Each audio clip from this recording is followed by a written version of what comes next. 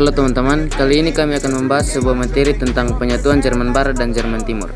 Sebelumnya, izinkanlah kami untuk memperkenalkan diri kami. Saya Francisco Tolentino Bukivan. Saya Rivaldi Kevin Fernando Putra. Dan saya Ananda Megap Terkali. Kita langsung ke video pembahasannya saja. Sejak 1939, banyak dampak besar terjadi bagi Eropa. Salah satunya adalah Jerman yang kala itu muncul sebagai kekuatan besar di bawah pimpinan kendali Nazi, pimpinannya Bapak Adolf Hitler. Nazi kemudian harus menghadapi sekutu dan dikepung juga oleh Uni Soviet. Selain itu, setelah Jerman kalah, diadakan perundingan antara sekutu dan Soviet. Sekutu adalah gabungan dari beberapa negara yang menentang kelompok fasis maupun komunis. Di dalamnya termasuk Amerika, Inggris, dan lainnya.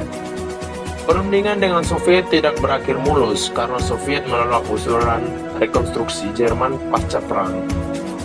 Sebagian wilayah Jerman pun dikuasai Soviet alias Blok Timur, sedangkan sebagian lagi dipengaruhi oleh Sekutu alias Blok Barat. Bahkan Berlin pun harus terbagi menjadi dua. Jerman akhirnya benar-benar terbelah pada tanggal 23 Mei 1949 yang dipengaruhi Sekutu mendeklarasikan diri menjadi Republik Federal Jerman. Berdirinya Republik Federal Jerman atau Jerman Barat membuat sektor timur yang cenderung ke Soviet juga melakukan hal serupa. Pada 7 Oktober 1949, berdirilah Republik Demokratik Jerman atau disebut juga sebagai Jerman Timur. Ini yang terletak di tengah-tengah pun juga harus ikut terlelap, sebagian menjadi milik Jerman Barat dan sebagian lainnya kepungan Jerman Timur. Jerman Barat memiliki kota Bonn sebagai pusat pemerintahan, sedangkan Berlin Timur menjadi ibu kota Jerman Timur. Namun, perkembangan kedua wilayah ini sungguh bagaikan bumi dan bulan, dan dengan dukungan negara-negara liberal yang kapitalis, Jerman Barat mengalami pertumbuhan ekonomi yang pesat. Sebaliknya terjadi di Jerman Timur di bawah pengaruh Uni Soviet yang komunis. Perbedaan kualitas hidup menjadi pemicu gelombang imigrasi yang besar-besaran dari Jerman Timur ke Jerman Barat, terutama sejak 1950-an.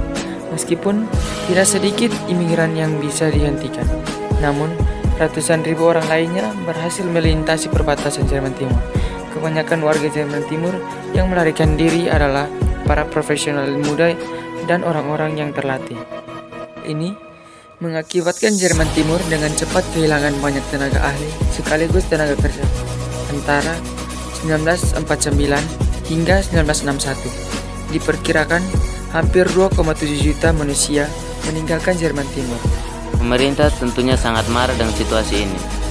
Pada 13 Agustus 1961, mulai dibangunlah tembok sebagai dinding pembatas antara wilayah Berlin bagian barat milik Jerman Barat dan Berlin bagian timur milik Jerman Timur. Blok Timur menyatakan bahwa Berlin ini dibangun untuk melindungi warganya dari berbagai pengaruh yang dapat memicu gerakan besar, sehingga mereka dapat membentuk pemerintahan komunis di Jerman Timur. Itu sebenarnya hanya akal-akalan semata karena dalam kenyataan tembok Berlin diberikan untuk mencegah penduduk Jerman Timur yang kabur ke Jerman Barat. Dinding raksasa ini dibangun tepat di tengah kota Berlin. Di sisi lain, Jerman Barat mengecam pembangunan tembok Berlin dan menyebutnya sebagai dinding yang memalukan karena mengatasi kebebasan orang untuk bergerak. John F. Kennedy menjabat sebagai presiden juga pernah mengutuk berdirinya tembok pemisah ini. Tembok ini semula hanya merupakan kawat berduri yang direntangkan sepanjang 100 mil di perbatasan Berlin Timur dan Berlin Barat. Namun kemudian dibangun tembok lapis pertama dengan beton permanen dan kawat berduri di atasnya. Seiring berjalannya waktu, tembok Berlin semakin diperkokoh dengan dibangunnya tembok lapis kedua dari beton sepanjang 155 km dengan tinggi 4 meter. Di puncak dindingnya dipasang pipa yang cukup besar. Penguatan tembok Berlin ini dibarengi dengan pendirian 300 menara pengawas yang dipersenjatai senapan otomatis, 30 bunker, beberapa pos perbatasan, serta pagar sinyal yang bisa mendeteksi penyerang. Belum adanya dinding pemisah, banyak orang melewati perbatasan dengan mudah. Namun setelah tembok Berlin ini dibangun menjadi sangat sulit untuk pergi dari timur ke barat. tanpa melalui salah satu dari 3 pos pemeriksaan utama. Tembok Berlin juga menjadi ikon perang dingin antara blok barat yang digawangi Amerika dan blok timur yang dibawa komando Uni Soviet.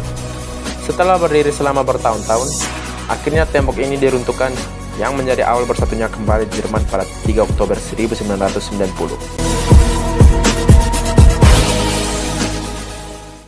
Demikianlah pembahasan kali ini mengenai penyatuan Jerman Barat dan Jerman Timur.